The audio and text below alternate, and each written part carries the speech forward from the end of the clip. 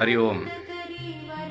వాళ్ళు ఎవరో చెప్తూ ఉంటారు, కొన్ని వేల సంవత్సరాల కిందట నీ కోసం ఒక గొర్రె, నీ పాపాల కోసం ఒక గొర్రె చనిపోయింది, బలి చేయబడింది, కాబట్టి నీవు అని ఏదో చెప్తుంటారు. తర్వాత మీకు అర్థమైందిలేండి.